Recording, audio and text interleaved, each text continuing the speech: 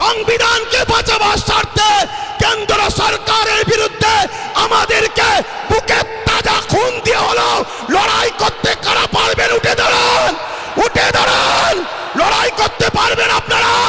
লড়াই করতে পারবেন? লড়াই করতে পারবেন? তাহলে আজ থেকে অঙ্গীকার নেন, কেন্দ্র সরকারের পক্ষে কারো কথা এই বাংলার বুকে আমরা হতে দেব না। এতে আপনারা রাজি আছেন না নয়? রাজি আছেন না নয়?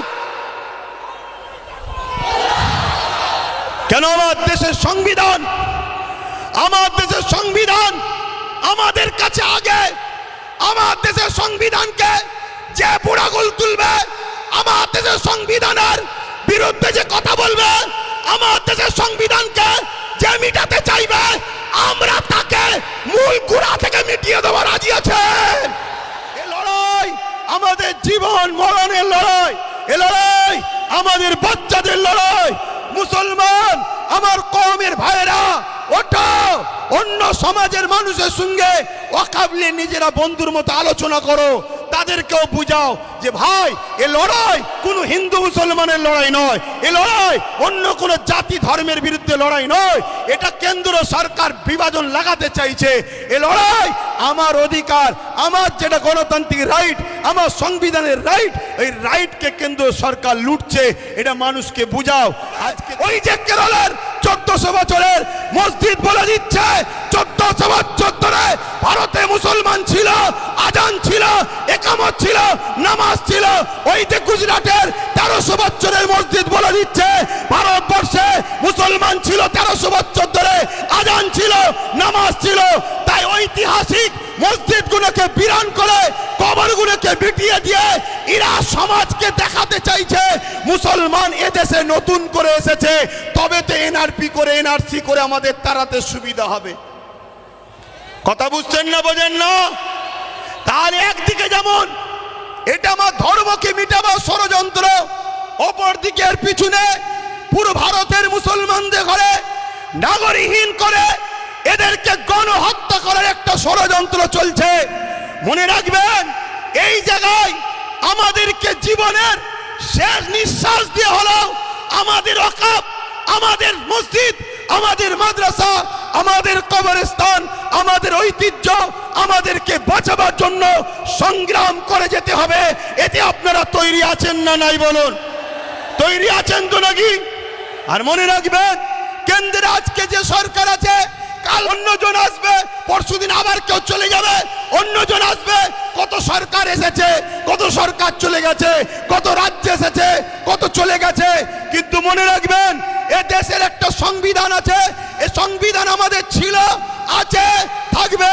সংবিধান বলছে 1947-এ সংবিধান জানিয়ে দিয়েছে ভারতবর্ষের যেটা মন্দির মন্দির থাকবে, যেটা মসজিদ মসজিদ থাকবে, যেটা গুরুদুয়ার গুরুদুয়ার থাকবে, যেটা চার্চ চার্চ থাকবে, যেটা সনাতন ভাইদের যা যেটা যেটা ছিল 1947 থেকে ওটাকে আর চেঞ্জ করা যাবে না, ওটা ওরকমই থাকবে। তাই এই আইনকে সামনে রেখে আমি বলতে বাধ্য হচ্ছি, কেন্দ্র সরকার শুধু ইসলাম মসজিদ মাদ্রাসার বিরুদ্ধে নয়, কেন্দ্র সরকার আমার দেশের সংবিধানের বিরোধী লেগেছে। অতএব সংবিধান আগে না কেন্দ্র সরকার আগে? জোরে বলেন, জোরে বলেন।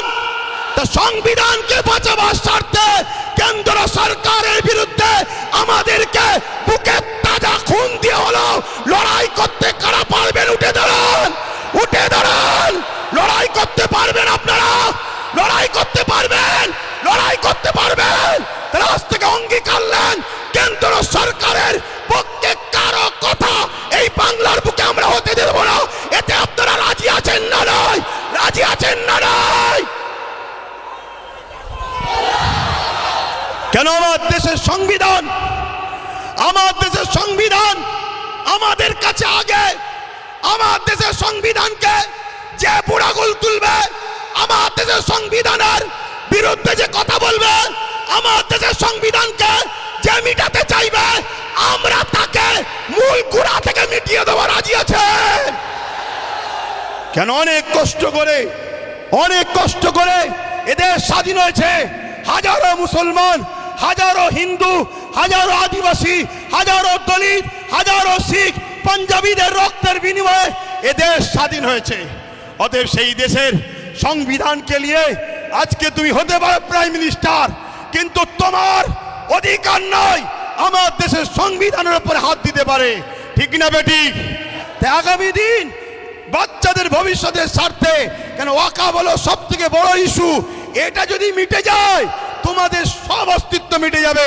ওয়াকাফ যখন থাকবে না, তুমি ভারতের স্বাধীনতার আগে দেশ ছিলে, প্রমাণ দেখাতে পারবে না। আরে তোমার মসজিদে থাকার পরও প্রমাণ দেখাতে পারছো না, তারপরে মনে রাখবে তখন তোমাকে বলবে যদিও থাকে থাক, ভোটটা দিতে পারবে না। শুনছে না, শোনেন না? এ বিরাট বড় নাটক, অনেক বড় চেন চলছে। মনে রাখবেন বিগত দিন যা বলেছি আজকে সেটা ঘটছে না ঘটেনি। আজকে যেটা বলছি যদি ঘুমিয়ে থাকো, অগ্রাহ্য করো, তাহলে আগামী দিন কিন্তু কোনো ঘটবে, তখন কিন্তু আব্বাস সিদ্দিকী আর বলার জন্য থাকবে না। এটা বলে দিয়ে গেলাম।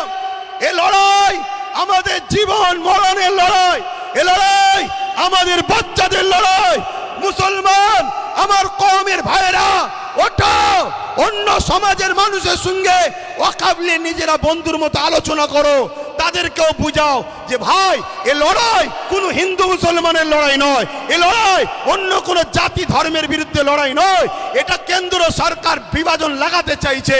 এ লড়াই আমার অধিকার, আমার যেটা গণতান্ত্রিক রাইট, আমার সংবিধানের রাইট, এই রাইটকে কেন্দ্র সরকার লুটছে, এটা মানুষকে বুঝাও। আমি 2013-14 থেকে আন্দোলন করছি যে ওয়াকাফকে ফিরিয়ে দিতে হবে, ওয়াকাফকে হেফাজত করতে হবে। রাজ্যে যে সরকার আছে তিনি একবার বেগম রোকেয়া রিসার্চ সেন্টার ওয়াকাফ ভবন বলে একটা শিলান্যাস করেছিল, ওই শিলান্যাসই হয়েছে, একটা পর্যন্ত এখনো ইট গাঁথা হয়নি। কেন? সব সেটিং মাপে চলছে। এদের সবার বাপ, সবার মাথায় মনে রাখবেন আরএসএস বসে আছে। অতএব সমস্ত সম্পদকে আরএসএস এর ফান্ডে দিতে হবে, এটাই হলো ইনাদের মূল পরিকল্পনা। কেন? পুরো দেশ এখন কোন জায়গায় মোদি বসতে পারে, কোন জায়গায় শাহ বসতে পারে, কোন জায়গায় মমতা বসতে পারে, কোন জায়গায় অন্য কেউ দিল্লিতে অন্য কেউ নামে বসতে পারে, কিন্তু মনে রাখবেন সবার মাথাতে এই আরএসএস বসে আছে। তাই আরএসএস এর বিনা হুকুমে এরা কখনো কিছু করতে পারবে না। তাই ওয়াকাফ ভবন তো শিলান্যাস হলো, কিন্তু টাল বাহানায় ওয়াকাফকে রেজিস্ট্রেশন করা, তুলে আনা এমন কোনো ব্যবস্থা করলো না। এবং মনে রাখবেন আজকে এই আইন করার পিছনে উদ্দেশ্যটা কি? এই আইন করার পিছনে উদ্দেশ্য হলো, এখন দেখে দেখে অনেক বিষয় পড়তে গেলে অনেক সময় লেগে যাবে। 77 বছর ধরে কম বেশি সবাই খেয়েছে, এই টুকটুক টুকটুক করে সবাই খেয়েছে। কেন্দ্র সরকার চাইছে টুকটুক করে খেয়ে লাভ নাই, সব তো আমার হাতে, সব তো আমার হাতে। প্রধানমন্ত্রী আমার, স্বরাষ্ট্রমন্ত্রী আমার, সব আমার। কোর্টকে আইন অবশ্যই সম্মানের, কিন্তু কোর্টের মধ্যে অনেক জজও আমার, লয়ারও আমার। প্রেসার দিয়ে অনেক কিছু করে নেব। তার প্রমাণ হলো 1.5 ঘন্টার মধ্যে সাম্বালের মসজিদের জন্য আদেশ চাইল, সঙ্গে সঙ্গে দিয়ে দিল। অথচ আমার কলিকাতার সেই বোনটা কোথায়? আরজি করেন কোথায়? আরজি করেন। আজকে সেই বোন ইনসাফ পেল না। 1.5 ঘন্টার মধ্যে মসজিদের তলায় কি আছে খোঁড়ার জন্য রায় পেয়ে যায়। এটা কি সেটিং ছাড়া অন্য কিছু হতে পারে? এটা সেটিং ছাড়া অন্য কিছু হতে পারে? এইভাবে কেন্দ্র সরকার দেখছে টুকটুক করে খেয়ে হবে না, টুকটুক করে নিয়ে হবে না। সবই তো আমার, প্রত্যেক জেলার প্রত্যেক রাজ্যের সিএমও তো আমাদের, প্রত্যেক জায়গার ডিস্ট্রিক্ট ম্যাজিস্ট্রেট শুরু করে সব দপ্তরই তো আমাদের। অতএব এই সুযোগে ওয়াকাফ 2024 সংশোধনের নামে ওয়াকাফ সম্পদকে পুরো কবজা করে নাও। 44টা 1995 যে আইন হয়েছিল তা থেকে 44টা চেঞ্জ করতে চেয়েছে। তার মধ্যে কয়েকটা রিপোর্ট আপনাদের বলছি।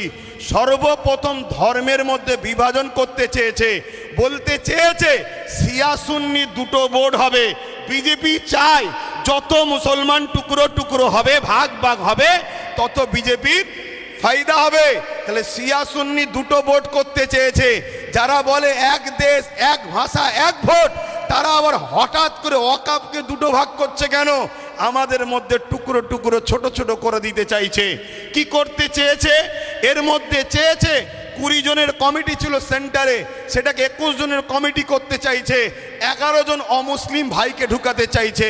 আমি সম্মান, শ্রদ্ধা, ভালোবাসা রেখে, সম্প্রীতি রেখে আমার অমুসলিম ভাইদের বলবো, ভাই মনে দুঃখ নেবেন না। এটা আমার ছেলের সম্পদ, এটা আমার ছেলের রুজি রুটি, এটা আমার বাচ্চার হক। আপনি মেরে নেবেন না আমার সোনার ভাই। আপনার দেওবত্ত সম্পদ আছে, সেখানে যদি আমরা মুসলমান বলি আমাদেরকে ঢুকাতে হবে।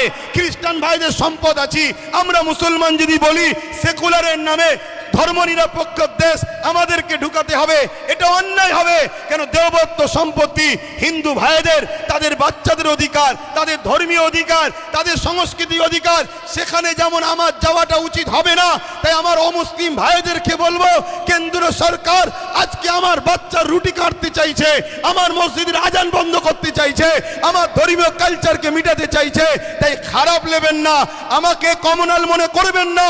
আমি সত্য কথা বলছি, আমার অধিকার কেন্দ্র সরকার মেরে নিতে চাইছে। তাই 21 জন কমিটির মধ্যে 11 জন অমুসলিমকে ঢুকাবে। তাহলে সংখ্যা গুরু অমুসলিম হয়ে গেল। যে কোনো সময় বাকি 10 জনকে ল্যাং মেরে বাদ দিয়ে দেবে। তাহলে ওয়াকাফের মধ্যে আমাদের আর কেউ রইল? জোরে বলেন।